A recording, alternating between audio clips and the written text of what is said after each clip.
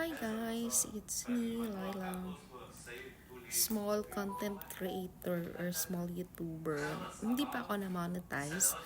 Bale, mag 1 year. I-discuss ko nga pala ngayon kung ano ang pinakamalaking pagkakamali ko sa aking YouTube journey. Mag 1 year na ang YouTube channel ko ngayong March 4. At may 1,000 plus subscribers ako. Hindi organic. May mga views ako, kadalasan ako lang din ang nanood. Ang pagkakamali ko is, yung nagpa-boost ako. Sabi naman nila, okay lang naman daw magpa-boost. Pero siguro kung magpa-boost ka through, yung parang ikaw ang mag-process. Ang nangyari kasi sa akin, nagpa-boost ako sa isang, may nag-message sa akin, tapos sabi niya, i-boost daw yung yung YouTube channel ko. Which is nag-agree ako kasi 'di ba parang pagkabaguhan ka parang hot na hot ka pa na ma-monetize. So ang ginawa ko, nagbayad ako ng I think 3,500 pesos para sa 1,000 subscribers. Yun, na ano naman, na met naman namin nung una. Kaya okay lang. I trusted him na. So, nung pangalawa na, sabi naman niya, yung ano naman daw, yung watch hour, which is alanganin na ako kasi medyo malaking halaga na siya. Ngayon, medyo may pera naman, that time, medyo maluwang, so, ginrab ko na din. Mabilis siya, nag 1,000 hour, ganon, tapos biglang nawala. Pero fully paid ako sa kanya, like, paano ba yung binayad ko? Tapos sabi niya magtataas daw ulit ang ibabayaran ko. Pero hindi niya natapos yung 4,000 hours ko. 4,000 hours ko. So parang nawalan ako ng gana. Hinayaan ko na lang yung pera na naibayad ko sa kanya kasi mas malaki siya compared dun sa 1,000 subscriber. Tapos ngayon, last December, nag-reach out na naman siya sa akin. Naka-show. I don't trust him na, di ba? Kasi nagsayang na ako ng maraming pera dun sa last. Tapos pagkatapos, hindi pala totoo. Hindi pala legit. Kasi hindi ko nakuha yung 4,000. 1,000 lang. Like 1,600 yun. Yung iba naman, akin na yun. Kahit pa paano, meron naman akong viewers. Kasi ako nanonood ako. Nagsiself-watch ako sa aking YouTube channel. Ngayon, inalok na naman niya ako. Ang babayaran ko daw is 8,000. Alam ko na siya eh. So, inuunti-unti ko siya. Sige, pumayag pa rin ako kasi sabi niya 1 week lang daw.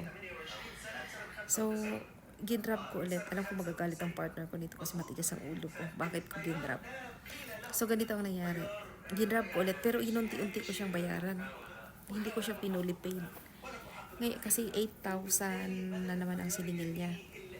Sige na ma'am, sabi niya, kahit na 2,000 mo na ibayad. Sige na, padala ko 2,000 kasi may ako may yung para sa STC Pay kasi nasa Saudi ako. Pwede naman ako mag-Gcash agad-agad kasi may laman. Konting amount lang naman yan kung dito sa Saudi, di ba, yung 2,000. Tapos sabi niya, ay ma'am, bunuhan daw kasi niya kasi kalahati lang daw ida-down. So sabi niya, magtugtog ko naman kahit 1K or 500. Yung hindi pwede magpadala ng 500 pesos sa Pilipinas. So, ginawa kong 1K. Pero pinahirapan ko wala siya. Ngayon, mataas naman yung views ko. Tapos parang inano pa niya na parang doon sa settings ng ko na parang may ako na isang parang makialam na sa ko sa channel ko. So binigay ko naman pero dinelete ko din siya kasi parang nakukutuban na ako.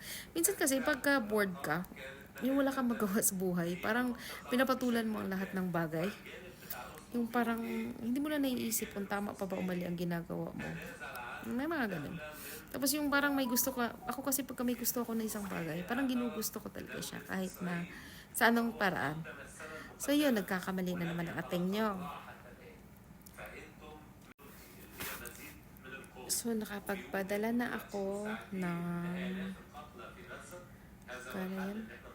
Una 2,000 kasi yun. Tapos di 3,000 na.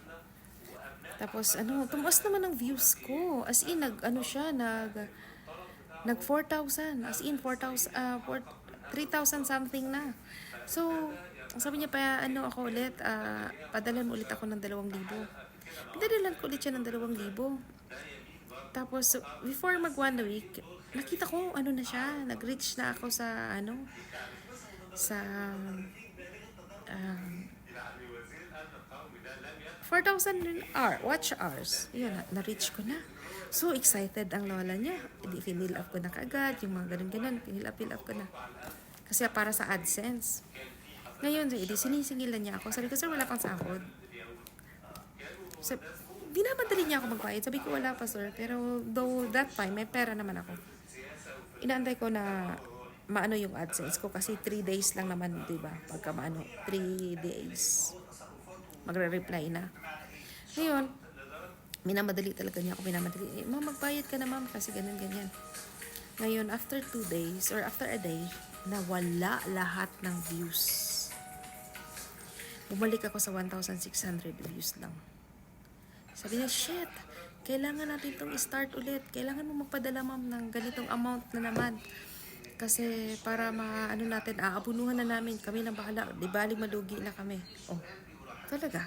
Di baling malugi. Ang laki na nang naging pera mo sa akin. Tapos sasabihin mo sa akin na di baling malugi ka. Parang napaka-imposible, di ba? So, hindi ko na pinadala yung remaining na 3,000 na hinihingi niya. Tapos binabalik ko na yung Sabi ko, sir, niloko ko muna ako nung nakaraan. Sabi niya, ma'am, hindi namin kasalanan yun kasi nagbago kami ng ganyan. Sabi ko, patunayan mo na maibalik mo yung views na nawala sa akin. Ngayon na nahimik siya kasi hindi niya maibalik. At hindi na din ako magbibigay ng pera. Ang pagkakamali ko, malaki ang ginastos ko sa pagmamadali ko. Nakalimutan ko na we must need to trust the process. Kung hindi para sa akin ng YouTube, hindi, di ba?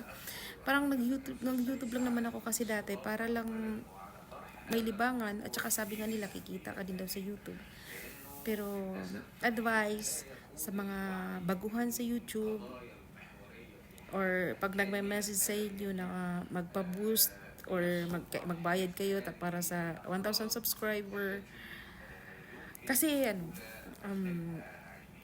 mag-ingat kayo kasi isa ako sa naging biktima. I don't know kung victim ba ako dito or what, kasi nawalan ako ng pera kaya masasabi ko na victim talaga ako, di ba? Malaking amount. Hindi naman ganoon kalaki pero big amount pa rin yun. Allowance na sana yun ng mga anak ko, di ba? Kaya, at saka yung 1,000 subscriber na makukuha mo through boosting or pagpa-boost ka na nagbayad ka, hindi siya organic. Kasi may 1,000 subscribers ka nga, hindi naman sila nanonood sa'yo. Parang I don't know, binayaran or gumawa sila ng dami accounts para mag-subscribe sa'yo. I don't know, I'm not that sure. Pero yun na nga. So, siguro pwede yung sa ibang mga di ba may mga offer. Pero siguro kung sa tao, dadaan sa tao, especially mga kababayan natin, marami din palang manloloko. Pasensya na, pero pwede ko siyang i-expose. Actually, may conversation kami, may mga message kami, may mga bank transfer ako, ganun. Pero hayaan ko na lang. Kasi siya naman na magdadala nun. Pero kung hindi ko man hindi man ako ma-monetize dito sa YouTube channel ko, keep on going. Malay mo, di ba? Hahanapin ko na lang yung kung saan ako magaling, yung niche kung saan tinatawag nila. Kasi kung mahirap yung minamadali mo lalong tumagal. Magwa 1 year na ako, hindi pa ako na-subscribe. Kasi parang naging kampante ako, hindi na rin ako nag-upload kasi pwede naman pala magpa-boost, di ba? Speaking of, nag-offer pa siya sa akin na pwede din daw akong magbayad para sa watch hours, para malaki ang kinikita ko. Like, ilang dollars yun. May mga computation siyang binibigay sa akin. Pero, No, thank you. Nagising na ako sa katotohanan na wala na ako ng pera. Hindi ako na-monetize. Just a friendly reminder na lang para sa mga ating mga maliliit at nangangarap na magiging YouTuber, na nangarap na kumita sa YouTube. No to boasting, especially kung kausap mo tao. Siguro kung halimbawa may application, pwede, pero pagka sa tao, no. It's a big X. Thank you. Wait nyo ang part 2.